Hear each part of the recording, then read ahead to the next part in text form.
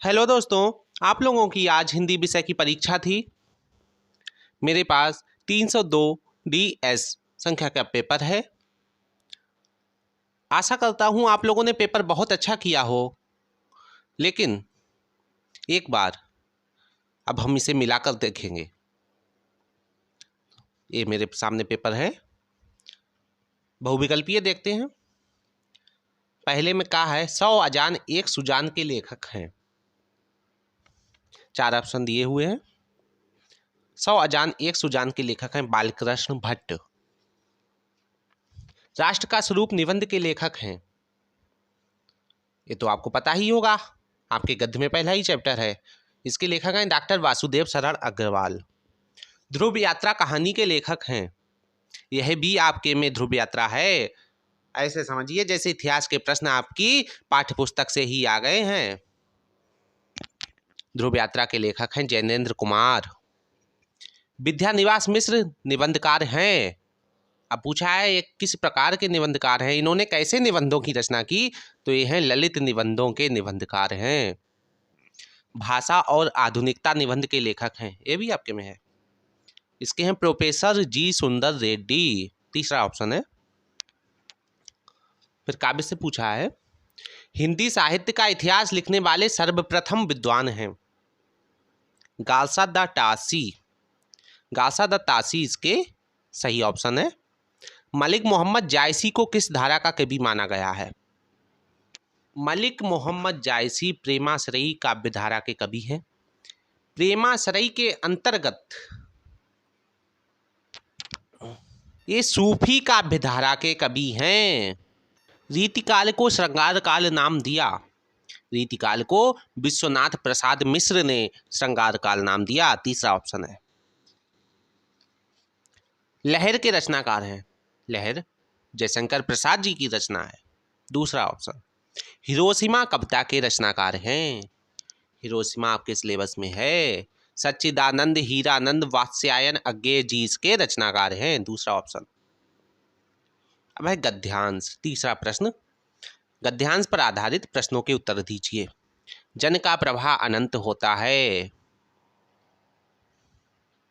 तो इसमें पहला प्रश्न है जन का प्रवाह का आशय लिखिए।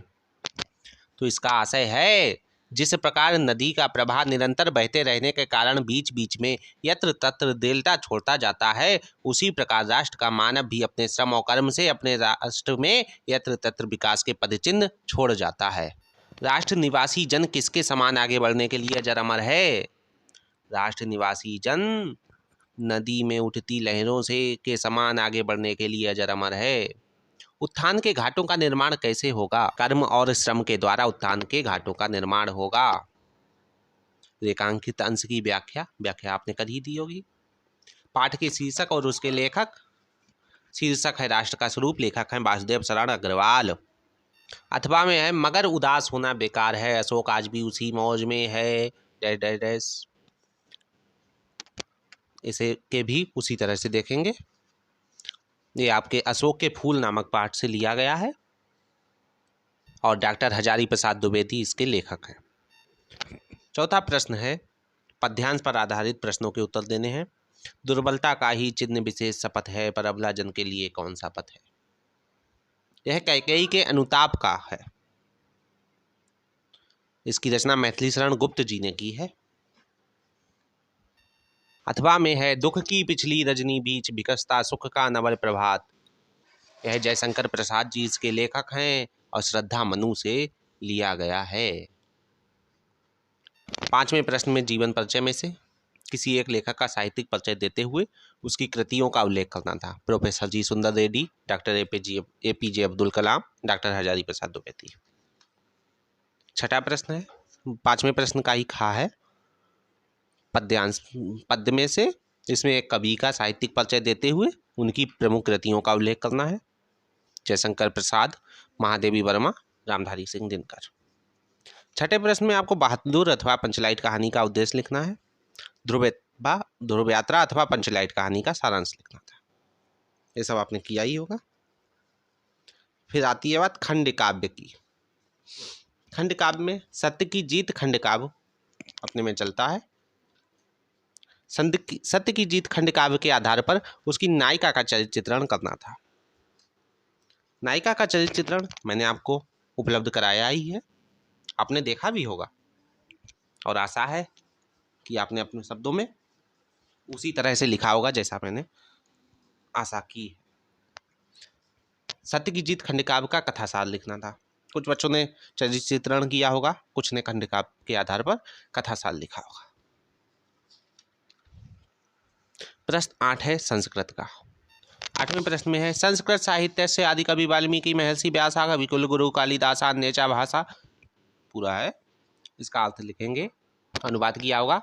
संस्कृत साहित्य के आदि कवि वाल्मीकि महर्षि वेदव्यास कवि कुलगुरु कालिदास भास भारवी भवभूति आदि अन्य महाकवि अपने श्रेष्ठ ग्रंथों द्वारा आज भी पाठकों के हृदय में विराजते हैं, अर्थात उनके ग्रंथों को पढ़कर पाठक आज भी उन्हें याद करते हैं। यह भाषा हमारे लिए माता के समान आदरणीय और पूजनीय है, क्योंकि भारत माता की स्वतंत्रता, गौरव, अखंडता एवं सांस्कृतिक एकता संस्कृत के द्वारा ही सुरक्षित रह सकती है। यह संस्कृत भाषा विश्व की समस्त भाषाओं में सर्वाधिक प्राचीन एवं श्रेष्ठ है। इसलिए यह ठीक ही कहा गया है कि सब भाषाओं में देववाणी संस्कृत मुख्य, मधुर और दिव्य अलौकिक है। यह आपका संस्कृत भाषा या महत्वम से लिया गया था। इसके अथवा में आपका आत्मज्ञ एवं सर्वज्ञ से लिया गया है। इसके खंड खा में 2 श्लोक दिए हुए हैं, आपने अनुवाद किया होगा। अब बात आती है मुहावरे एवं लोकोक्तियों पर। पहला अपना उल्लू सीधा करना, अर्थात अपना स्वार्थ सिद्ध करना। दूसरा घी के दिए जलाना, खुशियां मनाना। एक पंथ दो काज दोहरा लाभ होना। एक अनार 100 बीमार, एक वस्तु को प्राप्त करने के लिए बहुत लोगों का प्रयास। अब है 10वां प्रश्न, 10वें के का में देखेंगे। अत्याचारा का सही संधि विच्छेद है, इसका आ ऑप्शन है अत्यधन आचारः। दूसरा महेंद्रा का सही संधि विच्छेद है, दूसरा इसका बा महाधन इंद्रः। नायिका का सही संधि विच्छेद है नए धन अका। नायिका अयादि संधि है, अयादि स्वर संधि है इसमें। खा खंड आत्मनः शब्द में विभक्ति और वचन है, सा पंचमी विभक्ति एक वचन। नामने शब्द में विभक्ति और वचन है, बा चतुर्थी विभक्ति एक वचन। 11वां प्रश्न समोच्चारित है। अभय उभय, अभय भयीन उभय दोनों, बा ऑप्शन ठीक होगा, भयीन और दोनों। कुल कूल, कुल वंश कूल किनारा, दा ऑप्शन ठीक है, दूसरे में दा। निम्नलिखित शब्दों में से किसी एक शब्द के 2 अर्थ लिखिए। अनेकार्थी शब्द। पहला है पत्र, पत्र माने चिट्ठी, पत्र माने पत्ता। तीर, तीर मतलब किनारा, तट, और तीर मतलब एक अस्त्र है। अनंत, अनंत मतलब अपार, और अनंत मतलब विष्णु। 11वें का गा देखेंगे। गा का पहला जिसका ज्ञान कम हो, अल्पज्ञ। दूसरा जंगल में स्वयं लगने वाली आग, दा ऑप्शन ठीक है, दावाग्नि। वाक्यों को शुद्ध करना है। पहला कृष्ण और राधा नृत्य कर रहा है। कृष्ण और राधा नृत्य कर रहा है, इसका होगा राधा और कृष्ण नृत्य कर रहे हैं। सूर्य पूरब में निकलता है था, तो ये होगा सूर्य पूरब से निकलता है, सूर्य पूरब में निकलता है। मैं कलम के साथ लिखता हूँ, मैं कलम से लिखता हूँ। पुत्री पराया धन होता है, पुत्री पराया धन होती है। 12वां प्रश्न श्रृंगार रस अथवा वीर रस का स्थायी भाव बताते हुए उसकी परिभाषा अथवा उदाहरण दीजिए। ये आपने पढ़ा ही है।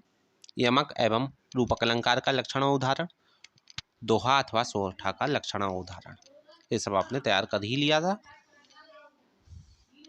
उसके बाद 13वां है पत्र लेखन और उसके बाद निबंध लेखन।